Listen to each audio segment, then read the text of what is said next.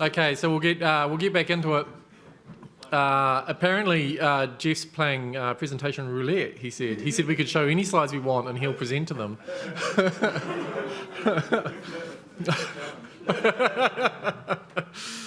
Excellent. Good. So everyone has been told we're going to start. So we'll get. No, you shouldn't need your machine. No, it's all good. There's just a clicker. You just go.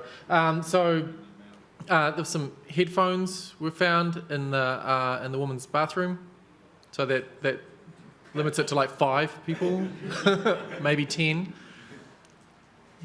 No? Okay. Well, they'll be out the front for the rest of the day if anyone hears anyone say anything, and then we'll hand them into the hotel after that. Cool. So we'll get going with Jeff. It's a bit awkward. Yeah. Watch the lip there. Got it. Morning all, thanks for coming. You know, one of the things I've always found about these kinds of conferences, they're all one-sided. You know, it's all about how to be good, which kind of bores me sometimes because, you know, what you're really interested in is how to be bad, right? And so far in a day and a bit, I've seen bugger all presentations about, you know, how to be really bad and be effective at it. Yet, you know, on the internet, bad is just standard stuff. And sometimes it's just annoying. Sometimes it takes down services that you're really interested in. And sometimes it kind of makes headlines in the way that it shouldn't. One of the classics recently that I thought was kind of amusing is the Australian government decided that they were hip, they were with it, they were digital. And the census in August 2016 was going to be only online. And, you know, none of this paper bullshit, we were going to make it happen. Until we didn't. Until a DDoS attack basically ripped the entire census thing apart. And the census night took, I think, over a week to complete. A complete debacle. What's going on? Why are these things so toxic? And why is it so easy to be toxic? So, you know, part of it is, if you think you're a competent programmer, you're kidding yourself. I'm like, you write shit. No one can write more than 10 lines without creating some kind of strange bug. And so these kinds of exploits are never going to go away. You know, there's no such thing as robust code. Now, why any of you ever hop in an aeroplane just drives me batty. It's insanity squared. But, you know, as well as hosts, it's the network infrastructure itself that is really important to all of us. And it's not just a case of managing it, it's actually a case of understanding how it's vulnerable. Because sometimes these attacks aren't designed to blow you apart as a host operating system. You know, they're not attacks on port 445 or whatever. It's actually just straight up attacks on the infrastructure where if I jam enough packets at you, you and your entire locale just dies. And there's nothing you can do about it. So there are a number of ways of doing these attacks, and you know, let's just go through a little bit of how to be bad and how useful it can be. This is an oldie, but still a goodie. You know, all of the rootkits actually have the classic SYN attack.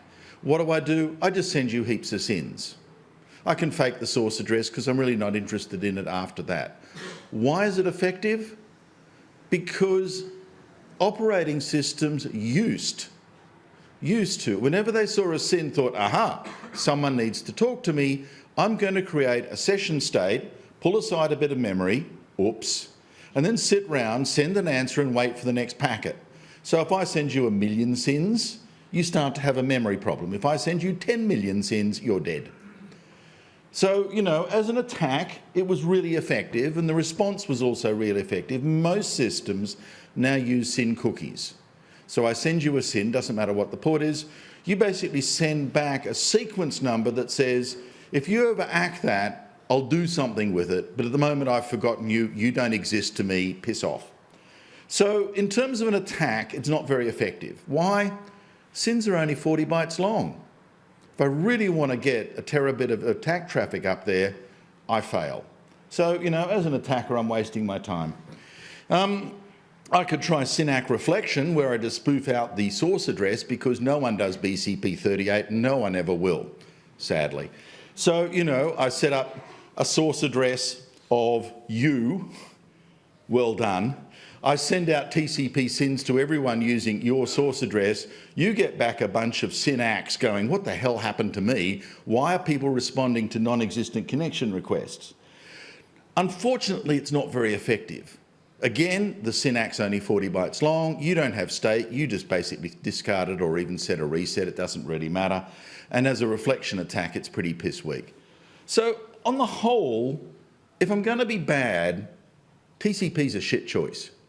It's just not a very good way of doing it. If you really want to get into the badness, you've got to use UDP, because UDP and badness just go together like, you know, made in heaven. So it's far easier to mount an attack with a stateless protocol. So let's all use UDP. There are some really good protocols out there where when you send a small tickle, you get back an essay of shit. NTP had a classic where you just simply said, list all your peers. And because everyone knows you get better time with thousands of peers, you don't, but they do anyway, you get back the list of thousands of peers in the UDP stream. I'm like, you know, success. There are still folk from the dinosaur swamps that keep finger open, God knows why. Chargen is still out there as well. You know, evolution has moved on, people. And folk just love leaving SNMP open. I don't know why. But, you know, all of these can be astonishingly effective. And the DNS is certainly part and parcel of this. Small query, huge response. And as a reflection attack, you can make things really melt. So if you're going to do this and you want to be maximally effective, no point picking a random obscure protocol. Go straight for the main line, do it in the DNS. It's highly suitable for reflection attacks. It just works, right? Everyone does the DNS. Everyone lets report 53. So, you know, I'm there right in your face. The beauty about running DNS servers, who runs a DNS server? Server, right, good on you. Do you have filters to restrict who can ask you questions? Why? If I want to see your name, why can't I ask you the question? Is your DNS a secret? If DNS works, it has to be promiscuous, and that's your problem. That all of those authoritative servers, I'm not talking about recursives, the authoritative servers need to be promiscuous in who they respond to. And, you know, that's kind of slap me around, please. I'm here, I'm open. So all of a sudden, if I can do high volume DNS, I'm really, really getting there. So I don't need to be that clever. And this is the next thing about the hacking manual. Most folk who hack are a bit like you and me. We're lazy as hell. And so you don't overthink it. You don't do more than necessary. Quite frankly, address spoofing is harder than scripting. I need complete control of the stack. I need to send out a synthesized packet. That can be a lot of work. If I just put in a script and say, ooh, some kind of web page that does the same thing, ask a DNS query, I'm there. I'm totally there. So, you know, sometimes attackers only spend as much effort as necessary to knock over the target. There is no point overachieving. No one's going to applaud you for it. So on the whole, scripting is a whole lot faster than massive binary rootkits that only work on obscure operating system platforms, you know, version 3.2 and so on and so forth.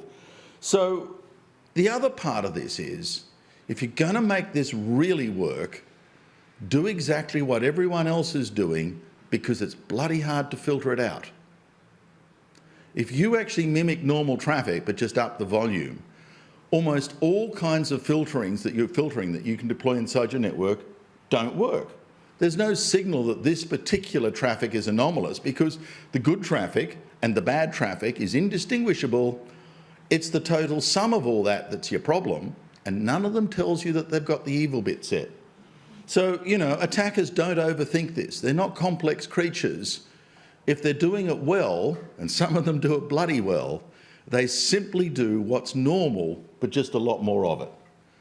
And, you know, simple really, really works. The largest attacks we've seen so far, up over a terabit per second, are basically DNS attacks. Not only did they pull apart Dyn, And people tell me it was no coincidence that Dine got sold within 2 weeks of that attack.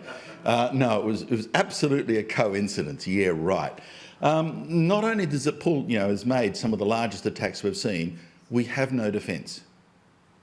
The whole thing about that census night that happened in Australia is it was a classic DNS DDoS attack, the same one as all the rest of these. And we have no defence. There is no way, all right, let's just turn off the DNS and make it shit anyway, right?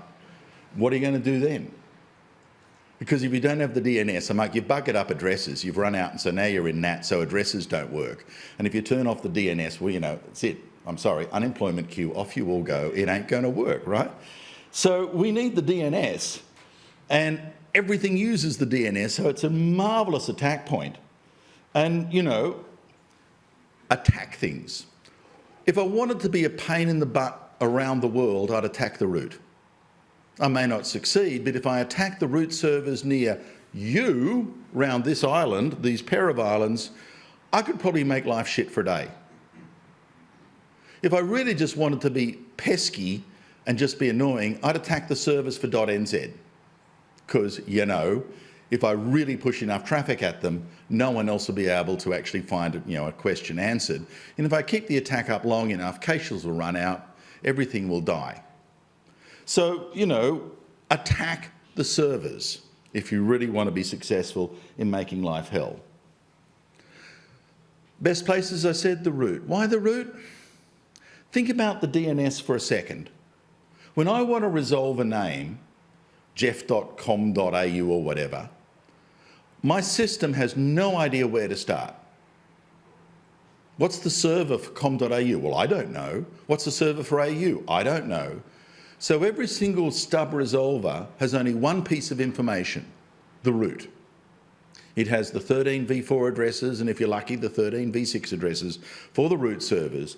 And every single resolution starts with querying the root saying, tell me where the servers for the next top level domain is. Now you'll cache that, so you won't ask it every time, but you will ask it. And when you come up cold, you will always ask. If I can stop the root answering you, nothing works for you. It's just gone dead. So attacking the root is, fun and really, really effective. And it's no surprise that, some of these really good attacks, and terabit attacks will take down the root as much as anything else. Terabit attacks work very effectively when aimed at the root. So if I can prevent the root from answering, nothing works. And it's no surprise that when you look at the logs of attacks out there, there is a considerable amount of attacks being directed at the root. Are these 16-year-olds with a gripe? Who knows? Are these state-sponsored actors looking for vulnerabilities in other people's networks?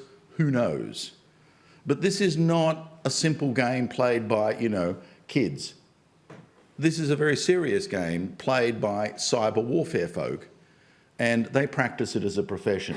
There's a lot of these kinds of attacks going on now, and we simply have no real defence. So let's just look a little bit further about this, about what's going on and why it works and why it doesn't work. Most resolvers, unless you're running a particularly brain-dead piece of software, have memory and have a cache. So if you ask the same name 5 times, the first time it will do a full lookup and find the answer. But the second, third, fourth and fifth time, it'll answer from memory. It won't ask anyone else because it kind of goes, look, I know this, I really know it, here's the answer. So if it wasn't for caching, the DNS would not work. If every single of those trillion queries a day head up to the root servers would melt, just molten metal on the floor. So caching is what saves us. How do I attack a server in the face of caching? Easy. I generate random names. Because every single name that's unique goes towards the authoritative server, it gets straight past the caches. So how do you defend yourself from an attack on a random name? Because it's not in anyone's cache, caching doesn't work, you've got a problem. We had this problem in the medieval ages because the bastards invented gunpowder and guns. And all of a sudden the fortresses didn't work when they were made of wood, so we had to build them out of rock. And then when they cemented bigger mortars, we built bigger castles. And then when they invented even bigger guns, and so on and so forth. Which in retrospect sounds really dumb, because the bigger the castle, the bigger the gun. But you might think so, but that's exactly what you're doing today in the DNS. How many servers does .nz have? A lot. Why? It's not for faster service, because faster service is in the cache. The caches answer all the good queries. So why do you have all this hardware out there? To survive the attack. And so this whole idea that I'm going to put more and more money into building bigger and bigger castles because, you know, the artillery is getting bigger is what we do today. So larger server platforms, when does this stop? When does this stop? Servers today have all these cores can generate all these queries, all those Internet of Thing devices numbering in the billions. I can make an attack of any size I want. So can you. There is no way that building a bigger castle has an end. Just none. It's never going to work. More authoritative servers? Again, it's just kind of, well, instead of having a whole bunch of, bigger and bigger machines, I make the list of servers for .nz 50 different names. How long do you want DNS resolution to last for? When you type in a URL, are you prepared to wait for half an hour? I'm sorry, the DNS is working, go away. It's very hard, I need to go through this list of 50 servers to get the answer. Bullshit. That doesn't work. In fact, if anyone has 3 authoritative servers for their domain name, they're probably overkilling by 50%. No one's going to hang around if the first 2 aren't answering. Nobody. So more servers in the DNS, not an answer. More Anycast, because after all, Anycast is cool, Anycast is sexy, Anycast just works, right? Until it doesn't. The whole issue with Anycast and large responses is one of these areas, well, we just hope it works, because Christ, no one look hard, because, we're in deep trouble. None of those defences have a future. We just can't make this stuff work indefinitely. So as all of this keeps on increasing and as the attacks get bigger and bigger, a terabyte is only on the way. Arista told us that they can do multiple terras. I can put 48 terras down some undersea cable. The attack traffic will get there. It's just kind of written there as an absolute inevitability. And the funny thing about spending money on the DNS is who the hell pays for it? Because though we can monetize a lot of things, no one pays to resolve a domain name. So the folk running servers do it out of their own pocket. The larger the server, the more it costs, the less the revenue. This is never going to work properly. So the attacks just keep on getting bigger and bigger, the walls just keep on getting larger and larger, and none of this works properly. Why? Because ultimately you're fighting yourself. Ultimately, the folk who are handing you all these crap queries are your own recursive resolvers. And the fight is actually between yourselves. Because when a resolver finds a name that's not in its cache, it goes and asks the authoritative. So if I work the attack so that every name is new, it's the recursive resolvers, the things that always ask authoritatives, just asking more. You can't filter them out because those are the folk that do the work. And so it's a remarkably insidious and brilliant attack. Your own friends become your enemies during the attack, and you can't tell the difference. So where are we going with this? The root servers today, 94% of the queries that get to them end up being answered with no such domain. And the root servers, whenever they meet in a room, go, we need more servers. And it's kind of why? Because the volume of trash is getting so much bigger. We need to answer more crap more quickly. Even NZ with its, 50, I'm guessing here. But the reason why they're putting in more servers, more grunt, more power, is not to give back answers for subdomains in .nz. The real reason is to give back crap answers to crap questions. And so this is this kind of bizarre feeling that we get that we're spending all this money on the wrong thing. How do you jump out of this? How do you actually make the DNS not forward crap so that you can actually stop this kind of attack? I keep on talking about DNSSEC, and the reason why I keep on talking about it is you bastards aren't listening. So I'm going to try again, and this time, hopefully, you'll bloody well listen. With DNSSEC, you know the answer's right. And that stops a couple of insidious attacks on the DNS. Fine. None of you care about that. How else can we use DNSSEC? What else can we do? The thing about this name does not exist is if I do a random name attack, the cache doesn't work. 1234.jeff.com, well, that doesn't exist. 1235.jeff.com, that doesn't exist. The iterative process can never be cached. The NX domain answers are the ones that are the pain in the butt. So if I can cache the fact that not only does this name not exist, but a bunch of names don't exist, then I'm ahead. Because all of a sudden, one answer can answer a multitude of queries. Now, there's actually a technique in the DNS, in DNSSEC, where when it says this name does not exist and your domain is signed, get that, your domain is signed, it doesn't just say that domain exists. It says all the names between this name and that name don't exist. And no matter what you ask for, the same answer works. If I can cache the range, I can cache a whole bunch of NX domains. There's an example. I asked the root for www.example. Doesn't exist, but the root is signed.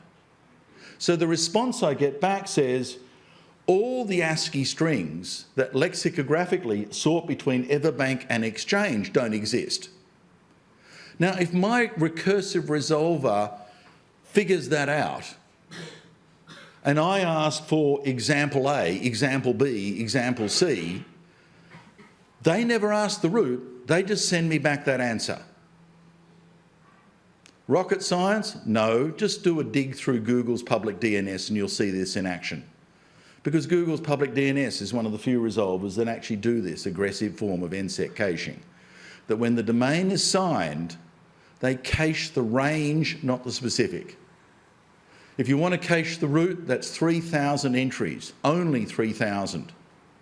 It's not very big, and all of a sudden, you don't need to send queries onto the root for the lifetime of the cache. Now, interestingly, if we can make recursive resolvers cache DNSSEC signed names and respond from that cache, most of this random name attack just vaporizes. It won't be effective anymore. So DNSSEC signing works not by, if you will, making bigger grunties in the DNS infrastructure, but by making recursive resolvers a little bit cleverer about what they forward on to authoritatives, by actually looking at the answer and caching it. It works for the root, but it works for .nz, and it works for your zone as well. Because I don't necessarily need to attack the root. If I'm feeling rather narky about you today, and I happen to know your domain, your domain point, I can attack your authoritative server with exactly the same tool set and exactly the same answers. What about recursive resolvers? They cache the NX domain for the lifetime of the NX domain response. A random name attack tends to make the recursives run like molasses too, because I'm exercising their cache and their memory as well. If you moved on to NSEC caching, the recursive resolver has a lot less to cache, because random name attacks simply store the scope, not the specific. So it effectively shrinks the demands on the recursives as well. So where does this leave us? Because I'm almost out of time. I can't stop DDoS attacks. You can't stop DDoS attacks. We can make it harder, and we can increase the effort by the attacker if we do a few simple things. It would be really good if you guys stopped allowing source address spoofing. I'm just saying that. You're not listening, so I know it's fruitless, but I've said it, so I feel better at least. You can shut down open DNS resolvers. And again, I feel good in saying it. You guys are going to do nothing. I've said it, tick, fine. For God's sake, shut them down. But if you do DNSSEC zone signing and the recursive resolvers cache the NSEC records, we are better off. Around 70% of the real world's resolvers use bind, and we went and paid bind and said, look, if there's one way to get this code into bind, it's money. Here's money, put it into bind. Coming to a 9.12 release near you is aggressive NSEC caching. We feel really good about that. We think it will help. So we all need to take some steps here, and this is where I look at sort of New Zealand and look at where you are with this. Back in October of 2016, Spark turned on DNSSEC validation for its public resolvers for its customer base. Wherever you are, bloody good job. For the rest of you, that's why you haven't got the market share. You're not thinking out there, right? Do the right thing and everyone is happy. That's a brilliant answer. And it's not because they went and forwarded all their requests to Google. The bottom line is Google's public DNS. There's still a little bit of use in New Zealand, but most of it is just Spark just turned on validation. Brilliant. How many folks signed their names in New Zealand in the .nz domain? 1,000. Well, according to your stats, thank you idp.nz, 1,200. Oddly enough, there was a big jump around the same period as Spark turned it on. By big, I mean 500.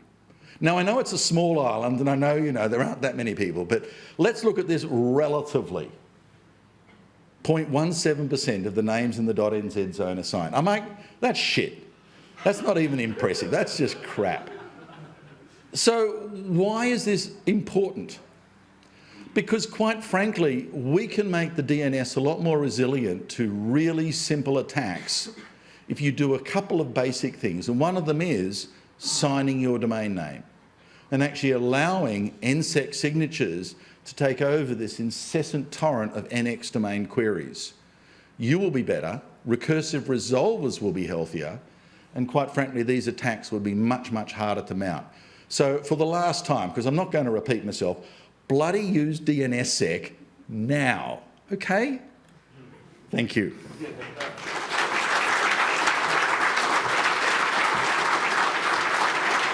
I think I'm over, so we just roll straight through unless there's a pressing. Pressing questions? Oh.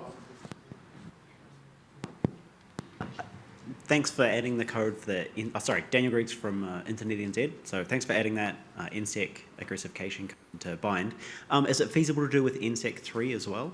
Totally, because, oh God, do you want me to give you the answer or just simply say yes? Just say yes. Yes. Thank you.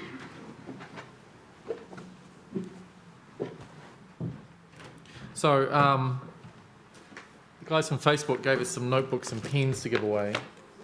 And I think for asking such a studious question, you could get a notebook and a pen to write that answer down. Thank you.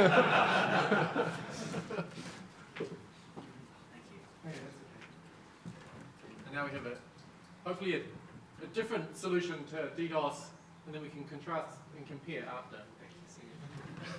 Okay. It works. Hello, my name is Andrei Dugin. I'm from Russia. I work in Information Security Division of MTS. You can see such words pronounced in Russian. Ты знаешь, что можешь. It means you know that you can.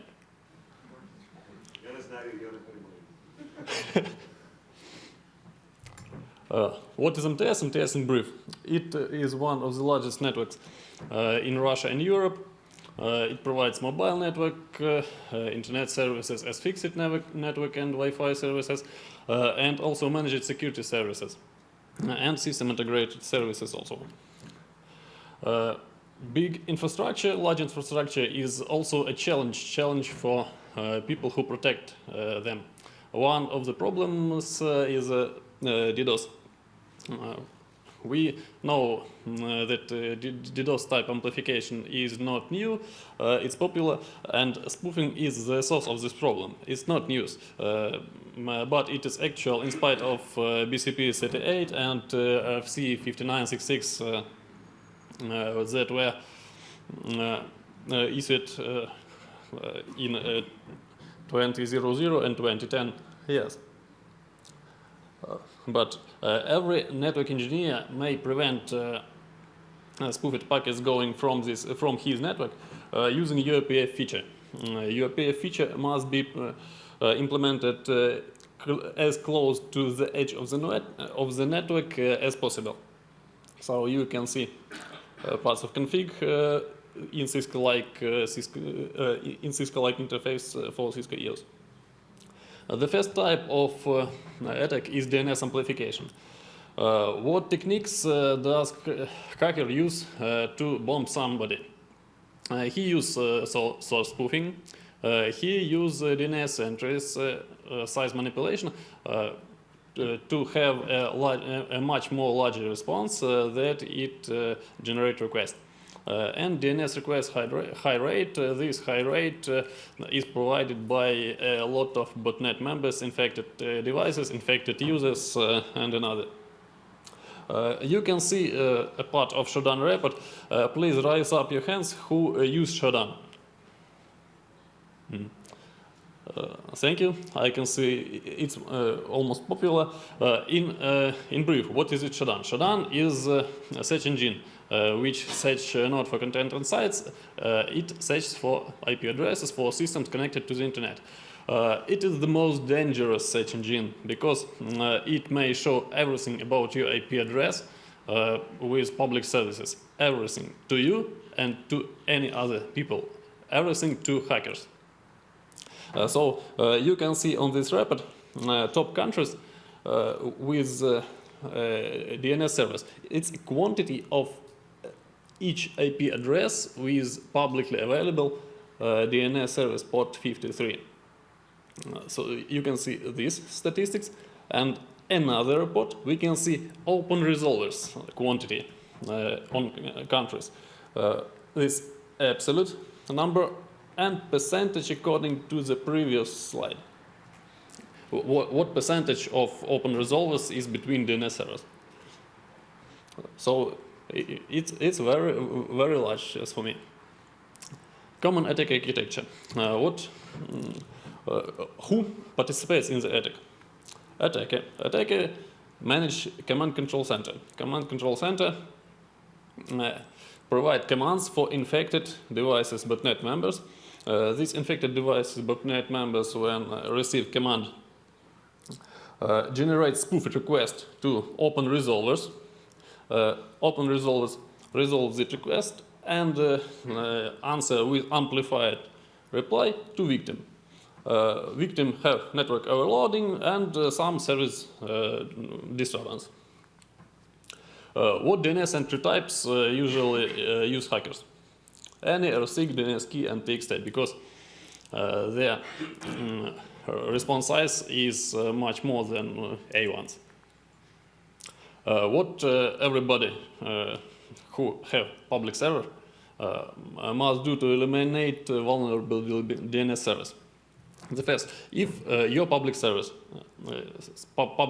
with public service doesn't use it, is not used as DNS server, disable DNS servers, uninstall bind and another if you don't use it.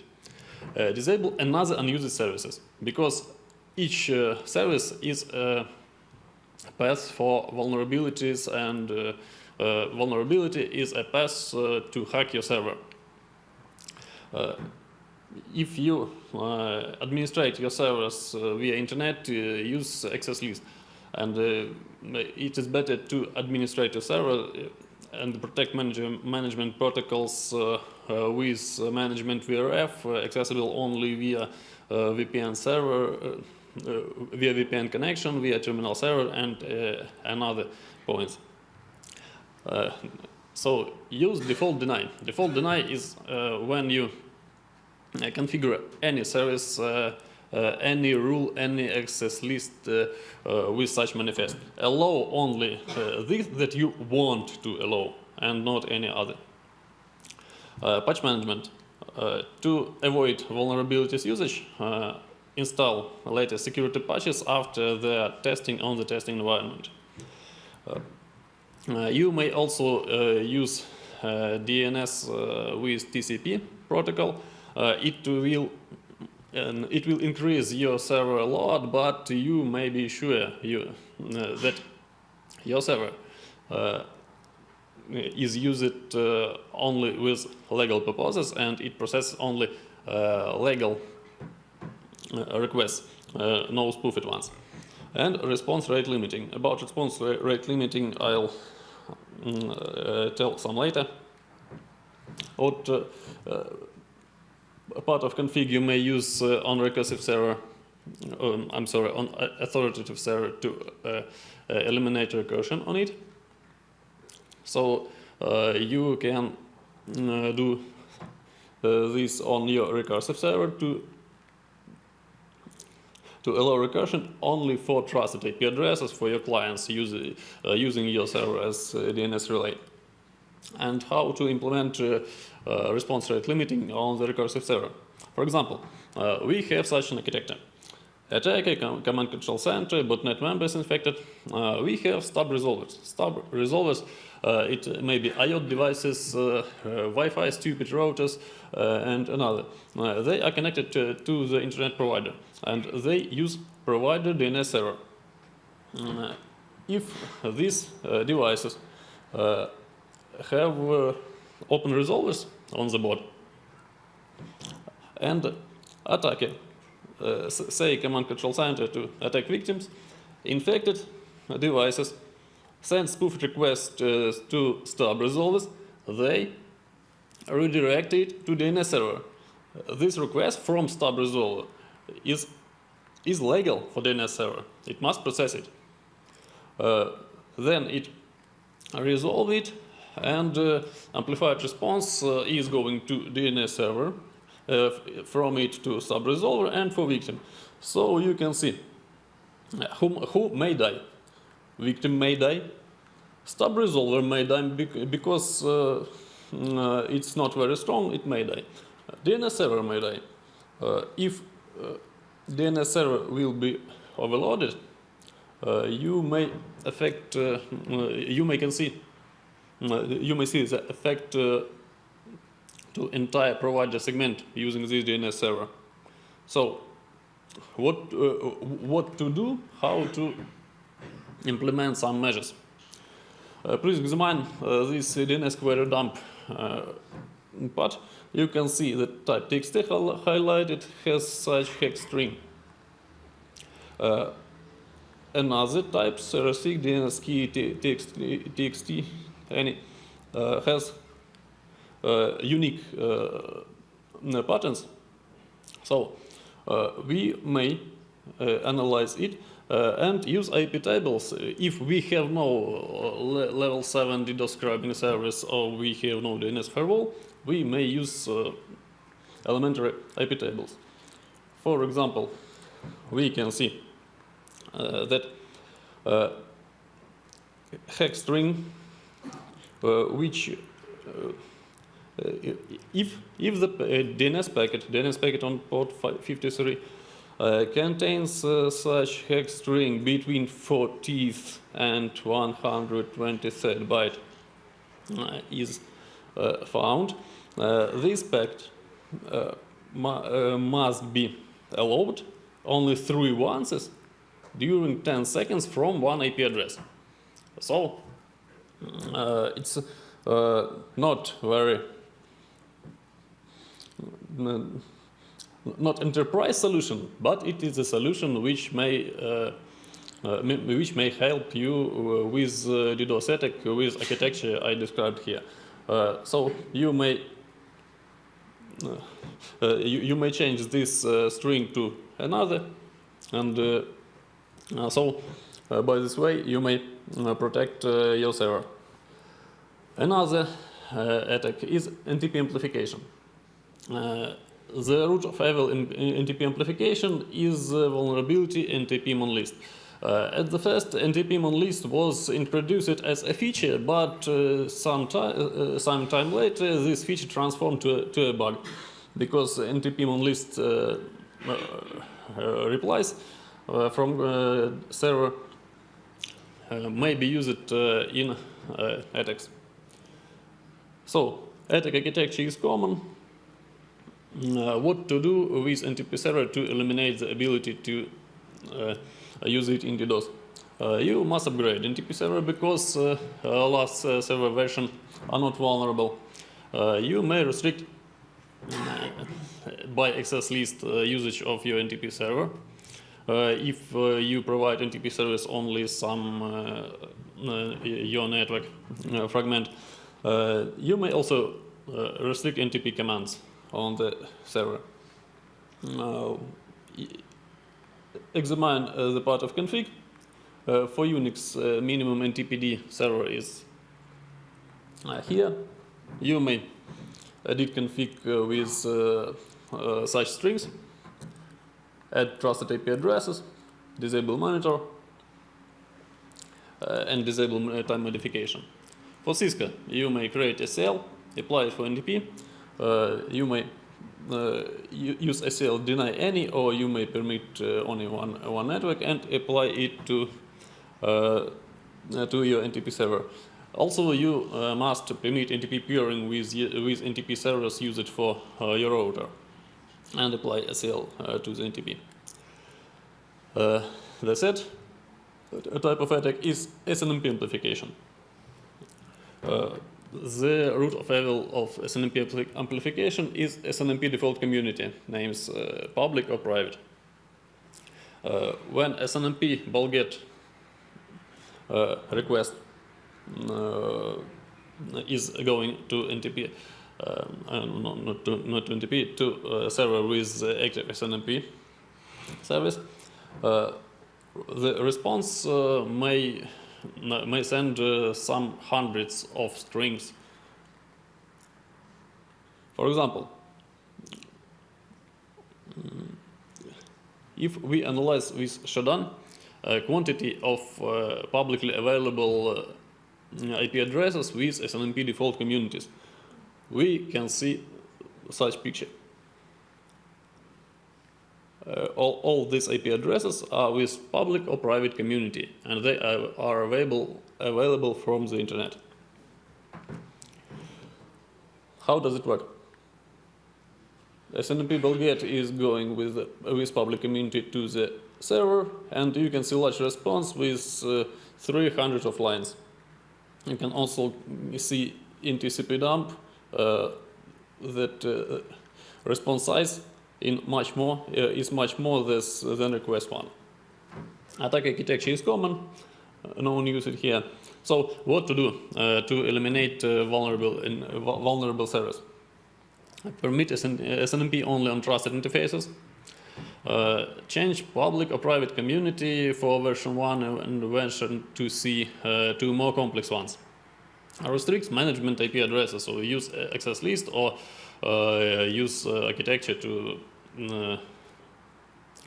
avoid SNMP usage from untrusted networks. You may also restrict OID branch available to get or set.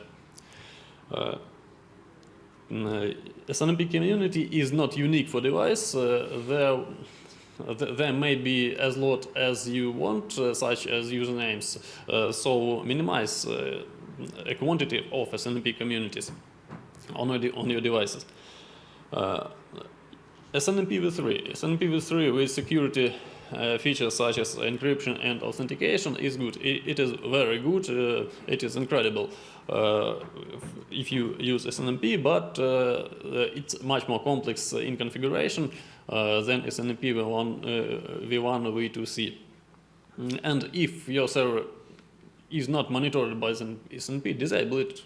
It will be not very good to use a service which is not productive. How to do it on Unix? So you may have only one string contains some community and allowed IP addresses in SNMP dconf, and you also may check it. How does it work? If you use SNMP v3, it some more complex in configuration and also in commands to check, but it will protect you from be used in SNMP amplification attacks. In Cisco EOS, you may create access list. Then this access list you may attach to SNMP server community. You also can restrict OID branch, and so command to check is similar. SNMP v3 is also similar. So if we if we think about what to do with every vulnerability service you make, it not only SNMP, DNS, or NTP. Every services you use in internet, you administrate your service internet, must have security architecture. So analyze what you must face to internet, what you don't must face to internet, and what measures you must to use here. Disable unused services. Every service is a path to hack your server. So if service is not used, disable it and uninstall software when it is not used. If service is used, if it is needed for you, you must harden it. So hardening is security configuration. Allow only what you must allow. Security by design. Security by design must be provided by vendor. So when vendor designs something, default configuration must be secure. It is an ideal picture. Default deny manifest. I said that you must allow only you want to allow. Install last patches and use URPF on your network segment as close to the edge as you can. So thank you.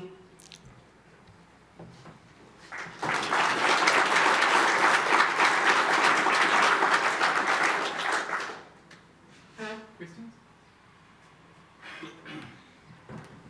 No? You're finished. No questions.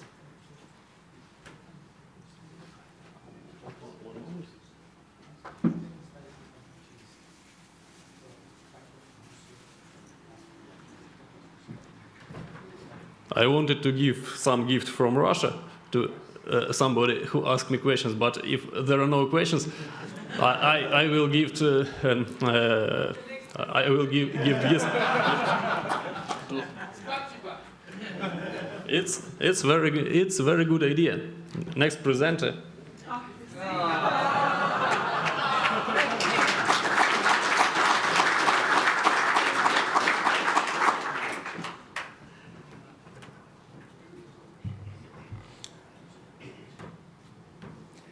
Okay, now I'm under pressure to deliver something really good, getting gifts already. So, first of all, I have some questions. So I'm Rada from Cisco, and I noticed over the course of yesterday and today, it's primarily you guys, service providers, network operators, couple of people from the industry, but really just Rich and myself from classic vendor land. So I promise you that whatever I talk about is really vendor neutral. So anything I say is really something that you can apply across any vendor that you deal with. So first of all, a question. Who is using model-driven telemetry on any vendor's equipment? Okay. So Igor has earlier provided almost a nice introduction to what I'm going to talk about, and this is a topic that I really feel strongly about. I also presented at NZNOG back in September, and what I can tell you is that since then there are 3 significant projects with larger ISPs in Australia and quite a few in Asia Pacific that are in final stages of proof of concepts, kind of rolling this stuff out in production networks. So it's very sort of real concept. So what I wanted to cover today, a couple of things. Why do we need to talk about this topic? What are the current challenges? Why do we need something different than SNMP? We'll talk about model-driven approach in general, because the really exciting thing is not just to use model-driven approach to get data from the network. The fact is you also use that to configure a network and automate devices, so it's double the benefit. And if you can use the same concept to configure and program the network and automate things, and then exactly the same concept to get data at speed and scale from the network, then it's really something to look at. I'm going to briefly just talk about some lessons learned. that we have had at Cisco while we were implementing this. And then we will talk a little bit about collectors. And I'm not going to repeat what Igor has presented on. I'll just mention it, but I'll make you aware of some other open source projects that you can put to a good use in your networks. And finally, we will conclude. So, here I prepared an opening slide as to kind of what is current challenge and why we need to change away from SNMP and do things differently. And this happens to be a simple quote from Twitter, but really, we had a nice opening slide also from Facebook. We're dealing with huge amounts of data and, huge amount of transactions happening in the network. And I know that not everyone is Google and Facebook and, Twitter and these large web companies, but there are huge benefits to be leveraged from what these guys have been driving and doing. And if nothing else, make networks run a lot simpler than what they do today. So when it comes to traditional network monitoring in classic service provider networks as we know them, there is really a lot of work to do. Because one of the things I get asked very often is, I would like to do this in near real time. I would like to close the loop where I get the data from the network, create a policy, push the policy down to the network in a programmable way. How can I do that? In a current environment, you really can't unless you change things. So, what we use today, SNMP, syslog, CLI, it's really very slow. It's not machine friendly, and you can't automate with it. So, it's just not the way kind of forward. I also get asked questions.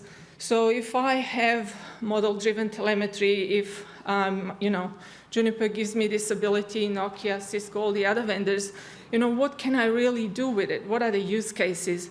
Now, I'm known as a realist. I kind of call things as they are.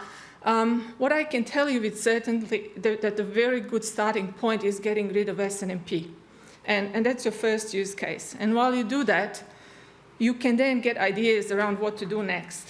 So while this talk is not about use cases, real production ones today, because things are still ramping up, I'll give you another one that's popping up amongst many of your peers.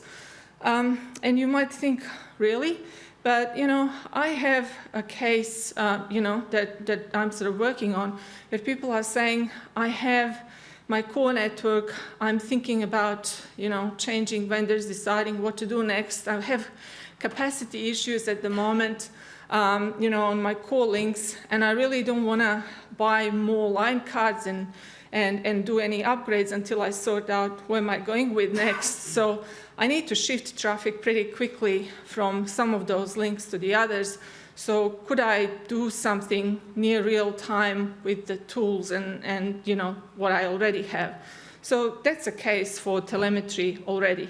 Have telemetry data, get stats about traffic in near real time, write some nice apps, and deal with that by using telemetry.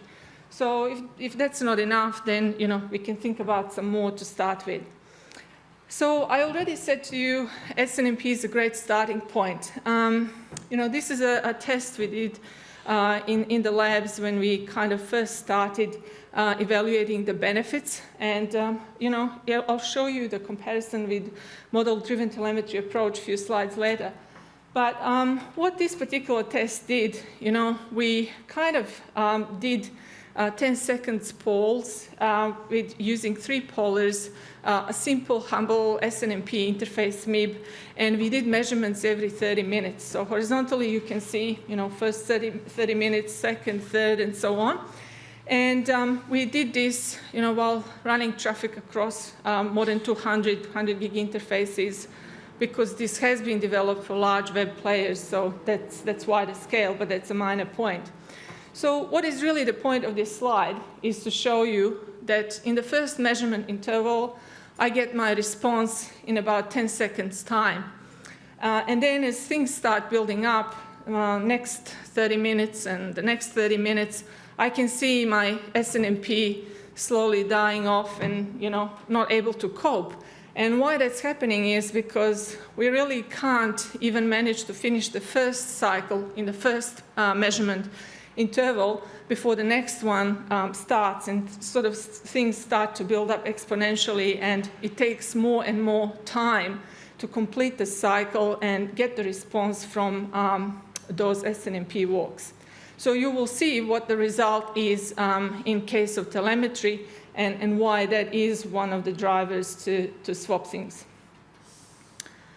So again, you know, why it matters. It really matters because we need to get more visibility. We need to get more data at scale. And, you know, we need to prepare the foundations for the applications that will use this analytics data to make, you know, more insights about subscribers in the network, about traffic, about the health of the network, and so on. You know, again, I'll talk quite a bit about Yang data model. For those of you who haven't started looking into it yet, Yang stands for yet another next generation. And, you know, we use it effectively to build data models, to configure devices, and also retrieve data from the network. So looking at traditional tools like CLI, SNMP, and so on, you know, things are really not structured. They're not machine-friendly. And, you know, once upon a time, I used to measure, you know, my own knowledge by how many CLI commands I could memorize for CCIE exam, or, you know, your Juniper exam, or whatever you were doing. But, you know, these days, the measure of success is, you know, how can you automate things? And how do you make things repeatable? And in the same way, how then the data that you get from the network, how can you make it machine-friendly so that application developers can do something useful with that? So this is, again, something that, you know, Google said, and they achieved this goal, from what I know. They wanted to eliminate SNMP by the end of last year, and the bulk of our development and innovation at Cisco has happened because of the requests that they had, and the larger players like, you know, Facebook and so on, to build a model-driven approach to get data from the network and get rid of SNMP. So it's quite real. So again, I kind of said this already and stolen my own thunder, but many people fail to make a connection between the two.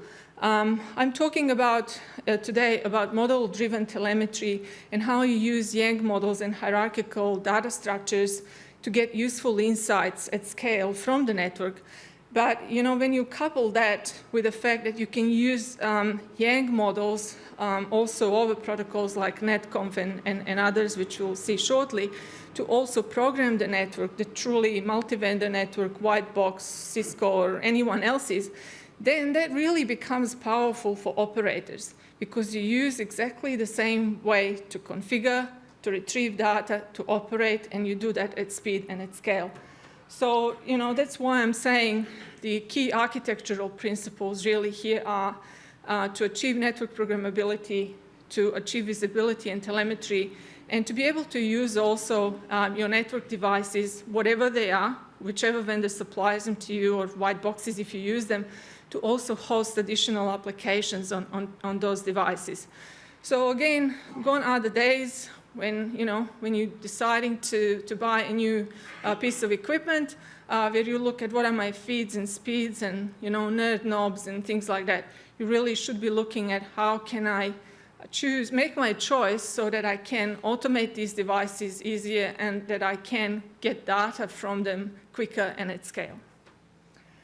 So, you know, I know it might be a poor analogy, but remember good old days when we all had the posters of the OSI stack, layers 1 to 7, you know, we engineers, we love posters that, you know, structure things.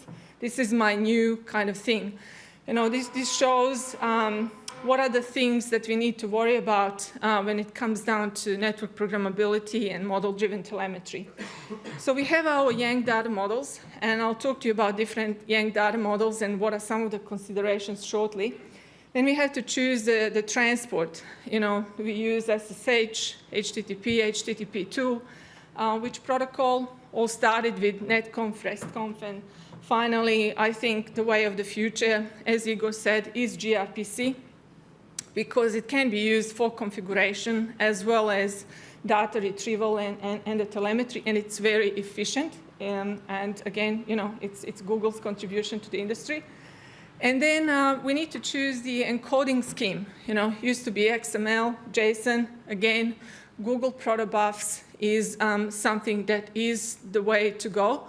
Again, because of the efficiencies, and I'll show you some slides on that, what kinds of efficiencies I'm talking about, and how much how much data it takes to encode piece of information when you use different types of encoding. And finally, this is somewhat forgotten consideration, but the one that I think is important to be mentioned. So when you see Yang models, anyone who has done any programming in their life, will see, okay, this is very simple hierarchical data structuring, how hard can it be?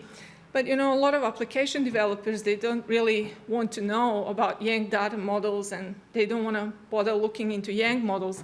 So how do you make it easy for application developers and that community to innovate on top of stacks like this?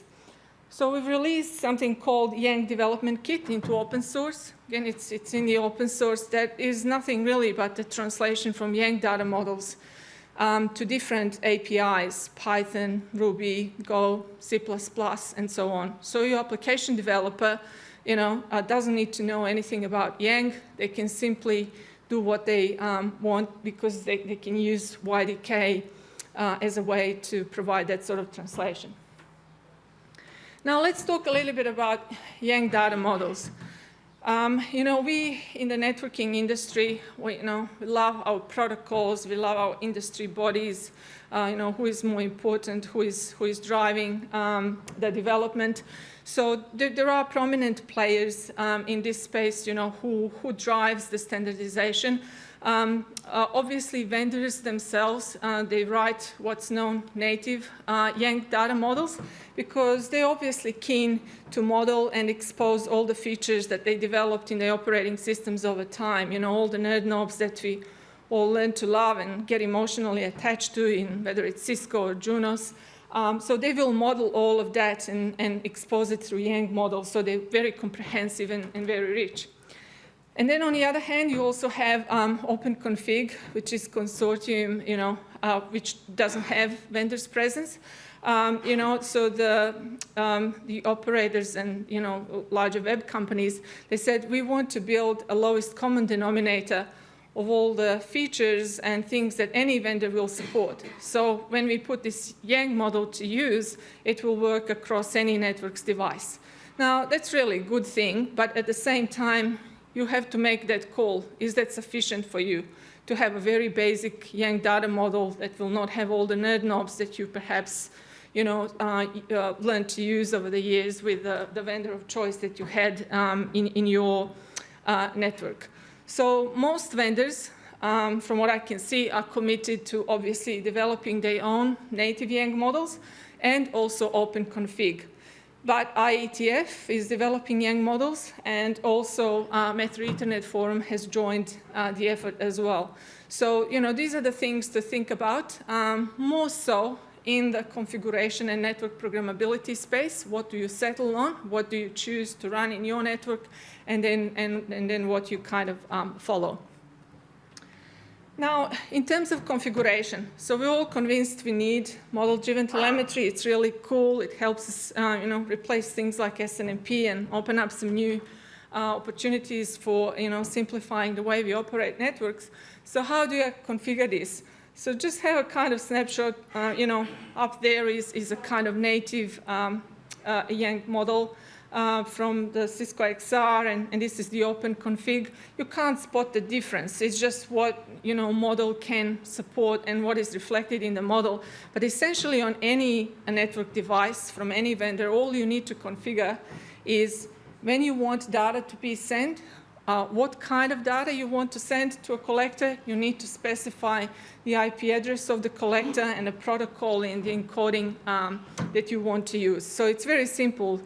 Just tell the device when, what, and where and how to send that data. So it's a few lines of config on the device, and you're ready. So now, talking about encoding, it's really important. So, looking at XML, JSON, and then with Google protobufs, you have self-describing and the compact mode. With self-describing, obviously, it's more readable because, I'm describing what my value is. With the compact, it's not humanly readable, but it's obviously very efficient. So anything from 35 bytes to 7 bytes to encode my own name using different types.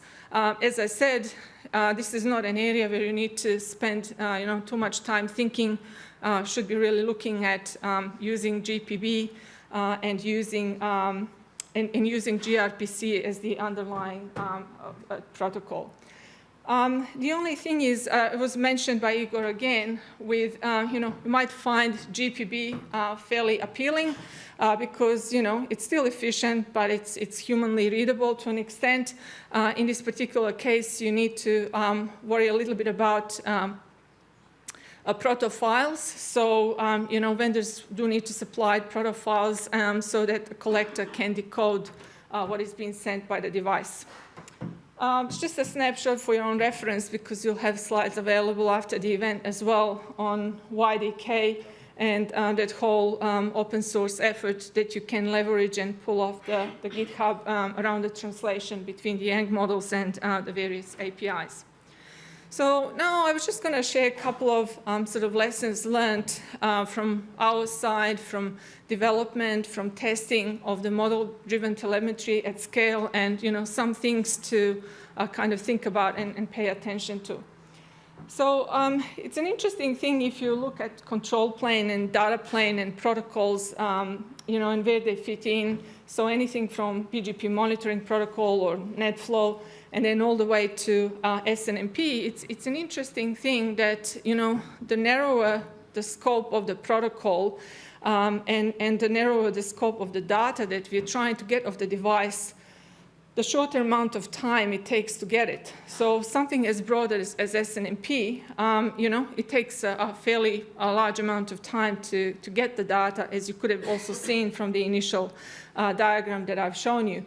So our really goal was to, try and push things from the right to the left. And one of the ways to do that is to, not use traditional push method where devices will just, regularly, go in and send you the data whether you do need it or not. But, we kind of, with SNMP, with SNMP, we're using the push method where device sends us something when we tell it to do and only the data that we are interested in. So the diagram that you've seen before with SNMP and deterioration in performance and inability to catch up, as you kind of go into more measurement intervals. Now with the green bars, you can see that with the telemetry approach, things really don't change. It's just constant. It takes, already even in the first interval, it's probably like 10 times faster than SNMP. And then as the time goes on, it doesn't matter. You'll get your responses in the same amount of time, and there is no that deterioration in the performance. So that's why I said what I said. This is your first good starting point. While implementing this, removing SNMP from the network, you will learn a whole bunch of stuff. You will learn how to deal with Yang models. You will decide on your encoding types. You will, decide on your collection platform, your analytics platform, and you can then do more things perhaps in programmability space and your multi-vendor network configuration space. So that's really a very worthwhile thing to do. Now, for us kind of implementing this, with SNMP, as much as we can and want to complain about it as not being the way of the future, it's so familiar to everyone, and to find particular bit of information that you need, such as, with the interface MIB bytes received, there is a well-known OID for that, and you know what it is. In order to gain these efficiencies that we are gaining with model-driven telemetry, we actually had to find ways to expose data from the devices with a minimal possible abstraction, so to not overwhelm devices and not to cause any unnecessary CPU load. So things are perhaps not so so self-explanatory as you might normally be used to with SNMP. Again, data models are really good, whether they are vendor-specific or native, or whether they are vendor-neutral, whether they are open config or IETF, because they're hierarchical and they're extensible, and there is versioning, there is modularity, so very, very well structured and very easy to automate by using data models like that. Now, this is just a little bit of kind of inside knowledge on when you have that whole discussion with your vendors around which models you want to use, and you might want to say, but I just want to use IETF, or I just want to use open config. The specific model, let's say open config, might prescribe particular ordering of information. Now, if you are imposing that model on a Cisco or Juniper or Nokia or any other vendor's device, really, the way that device is built, it might require for the vendor to go and pick these bits of information from multiple native models and then populate it in the model that's been imposed on top. That might be, a bit intensive for the device. So this is where vendors' effort is going into optimizing the software architecture of the devices so that, it's kind of invisible to you in terms of performance of the device that you are using. But it's just for us another things to do in the background to support all these models. And that's why perhaps, when you pull native vendor models, you will see all this richness of stuff that you can retrieve. And when you ask, well, why don't you do this, and that in the other Yang model, you can appreciate why that sort of lagging in the availability of the information might appear. Again, with filtering, this is an important thing, With model-driven telemetry, there is this freedom to choose what you really need, what you really want to see, and then push that to a collector. So you can filter data on the device specifically and then just send what you really need to the collector. But if you do that, you will lose it forever. So really be sure that the data you want is really that, because you can't go back and say, oh, I missed that. I wanted these other 3 bits of information. So that's a truly a balancing act. Again, this point on self-describing versus compact GPBs. So, you can see that GPB compact, it's really binary representation. It is 2 times faster. But, the self-describing GPB, it's 3 times larger, but there is a, description there in the way we describe values, so it's more humanly readable. I thought that a lot of people might have problems, with the whole idea of managing the product files, but people say, well, what's the problem? We manage SNMP today, so it's not such a big deal for the benefit that we get. So ultimately, choice is yours. This is just some early on analysis that we've done, combining the efficiency of, combining different types of encoding and different types of protocols. You gain and lose different things. I can comfortably say now that, going down the path of gRPC and GPB is the way to go. And now we get into the space of now you have your network devices. Any vendors or anything that you use the same concept of Yang models. You configure what you want from the devices, and you send the data off to a collector. So what is that collector? Where do you really send it? So there are options. The great thing about the time we live in now is that there are options, and it was refreshing to hear here at New Zealand NOG, more so even than at AusNOG, the focus on open source. And giving people freedom to choose what they want. So you can build your own collector. You can take something like, ELK stack. You can get something from the open source, customize. Or, there are people who will buy from vendors and they simply don't want to worry about maintaining, or supporting open source, and they will buy commercial stacks.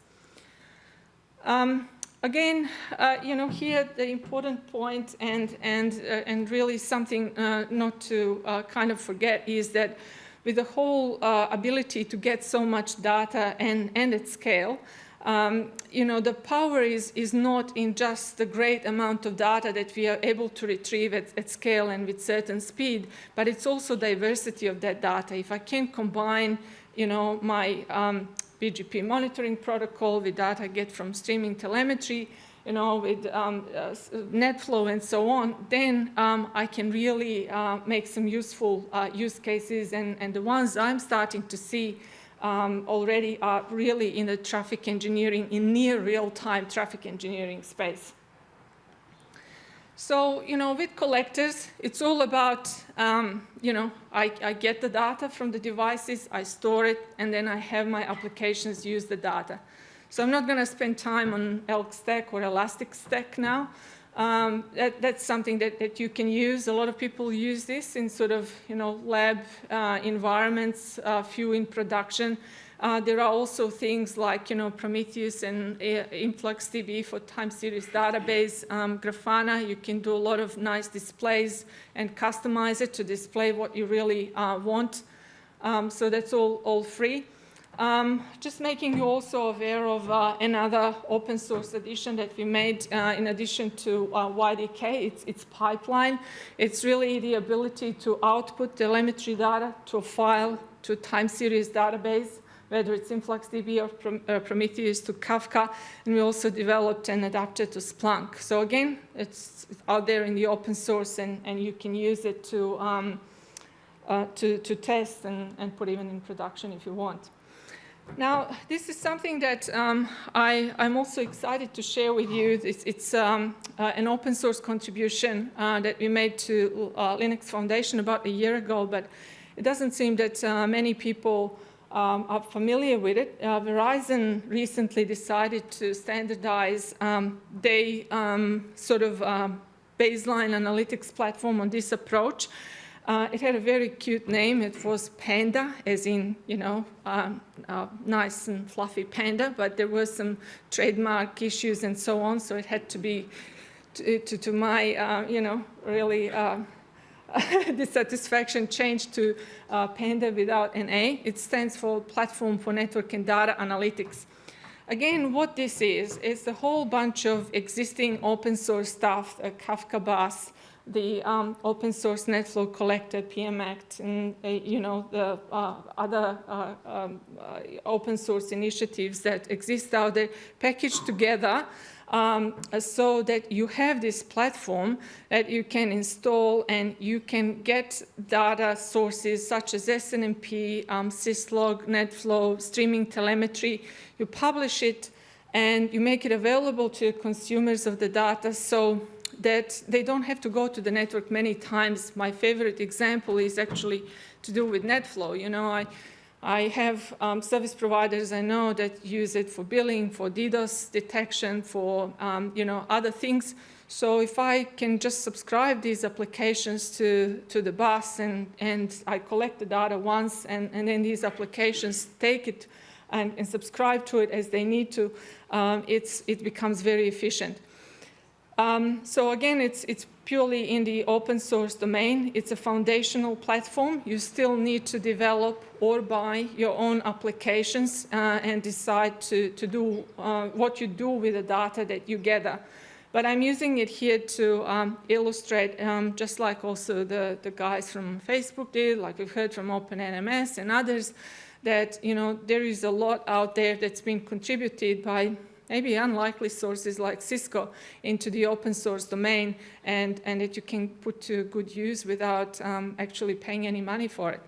So I'm really hoping that from here on, perhaps into the next year, now that we have this foundation and that people are in the advanced proof of concept stages, that we're able to talk about some real use cases and how people are taking advantage of that. you know, how this space of the analytics platforms further evolving, because I think it's really fascinating what you can do with the data once you have it at scale. So in summary, you know, it's all about speed at scale.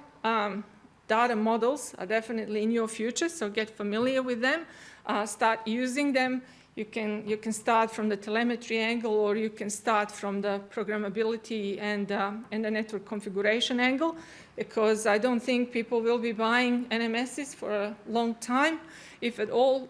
You know, as again Igor pointed out, you know, it's all about provisioning and automating and orchestrating, whatever word you want to use, service in an end-to-end fashion with transactional guarantee across multi-vendor devices. So this model-driven approach allows you to do all of these things. And, you know, it's really not hard to beat things like SNMP and get some quick wins in terms of how efficient your operations are. So that's all I had for today. You can ask me questions now, or you can see me later. And I hope I delivered on my vendor-neutral promise. You can ask me any Cisco or vendor-neutral questions afterwards.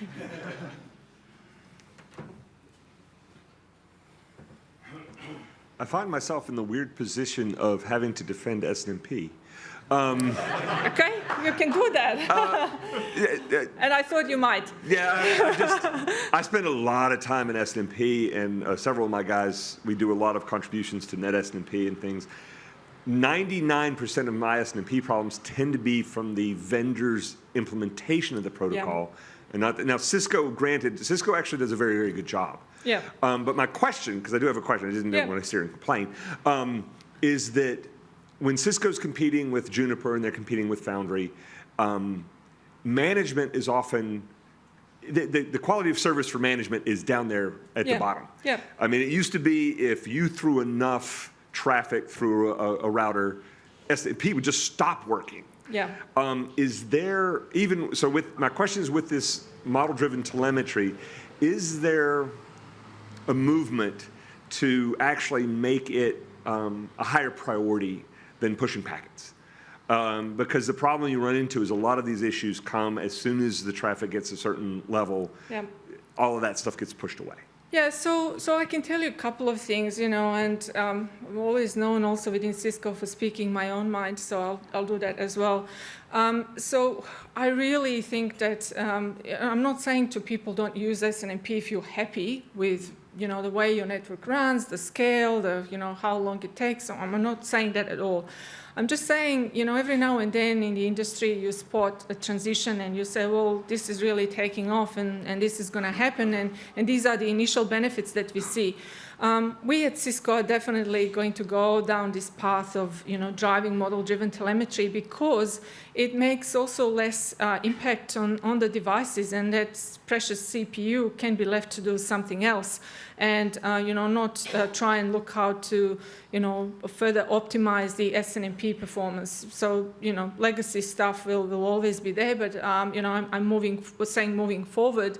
All the investments and all the focus is really in enabling model-driven telemetry, because demands are there. People want analytics data, people want near real-time visibility and policy creation. So what I'm saying is we are firmly headed in the direction of model-driven telemetry, and SNMP will be there, but you know, it's not going to be prioritized as something that we will be really optimizing, you know, and keeping alive as a priority.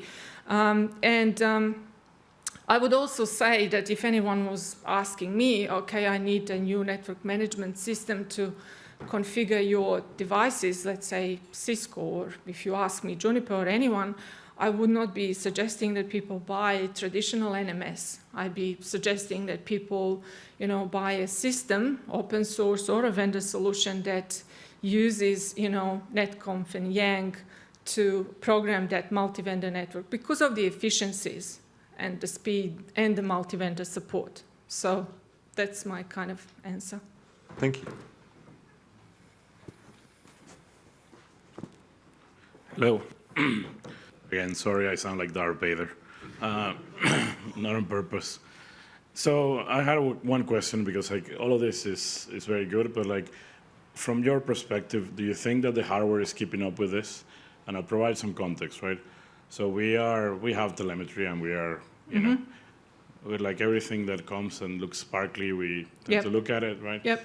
And telemetry falls into this, but from my personal point of view, I think there are some gaps in terms of hardware because like, and this happens with SNMP as well, but like for SNMP, you typically don't go below more than 1 minute or 30 seconds. Yep.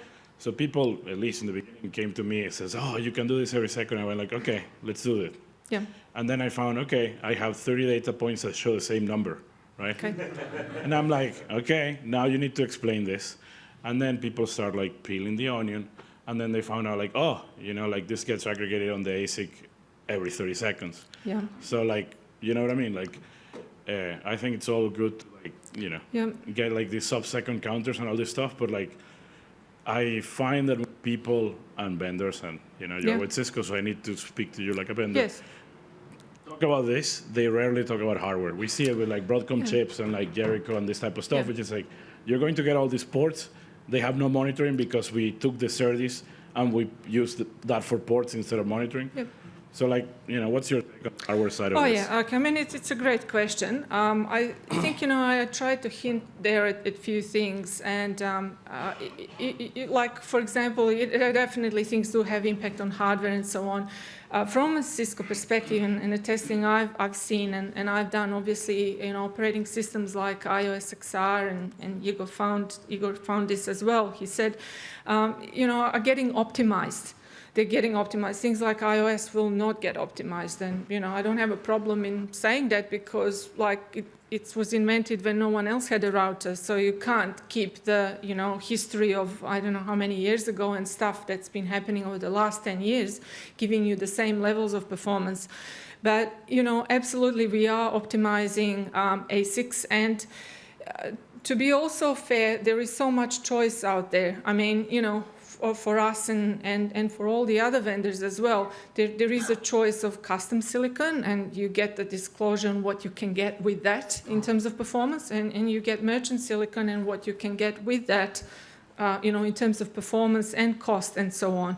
So all I can say is, in comparison with traditional things like SNMP, the benefits are enormous, and this stuff is in large productions of, not large SPs, but large web companies. I'd love to be able to take the credit that Cisco invented all this just by themselves, but we invented it because we were asked to deliver this at a much better scale than SNMP, and it's running. There is always room for improvement. Things are affected, you know, in terms of performance, but it is much, much easier to achieve larger scale than it ever was with SNMP. So this is the best that we've got in terms of networking industry at this point in time. And you must keep your vendors honest.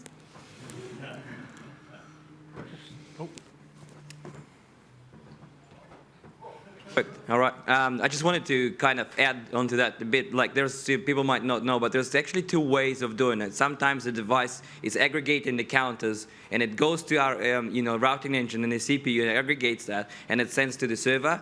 And there's another way where you configure a box, and the box, the ASIC of the box, or the line card, it actually produces those and sends it directly. Yes. So that thing which sends directly from the line card is blazingly fast. But the things is like always is merchant silicon, which is used on those line cards, and like Cisco and Juniper and Nokia, they have those options, but they also produce different products which are not merchant silicon. All right, I mean, so that's there are correct. big difference, big difference between having that and not having that.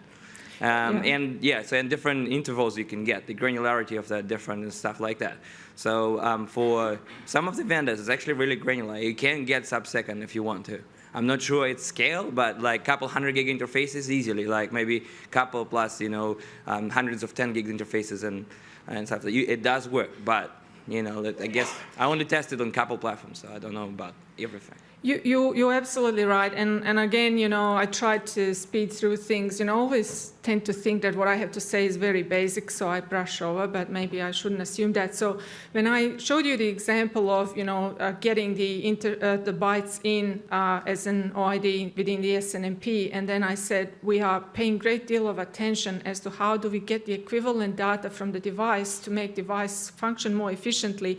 And I say in order to do that, we need to go as close as possible to the source of that counter, of that data on the ASIC, so that we don't waste the CPU and that we don't waste the device's resources. So, 100% agree with those comments. The devil is in the detail, and you need to ask those things. Does this come from a route processor? Do you pull this from the ASIC? And the test that I've shown you is 288 100 gig interfaces with 3 polars going every 10 seconds. And just on that alone, you could see the difference, SNMP and the model-driven telemetry. So, these are the ballpark data points, but you do need to test things in your, environment. But what I'm saying is it's mature stuff. It's not a POC material. It's a production stuff that you could do. Thank you. Okay.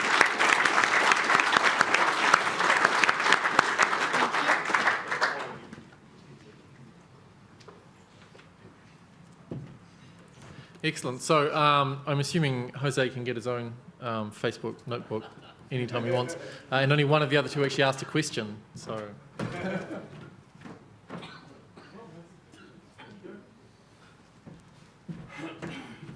Cool. So we're going to have lunch, but just before we go, we're going to do a group photo, and we're going to do it out on the far side of where lunch is. So you go out on the far side and then down and onto the roof, and then we'll take a photo with everyone with like the mountains in the background, and it'll be all majestical and fabulous. So, so head over to the deck on the far side of lunch.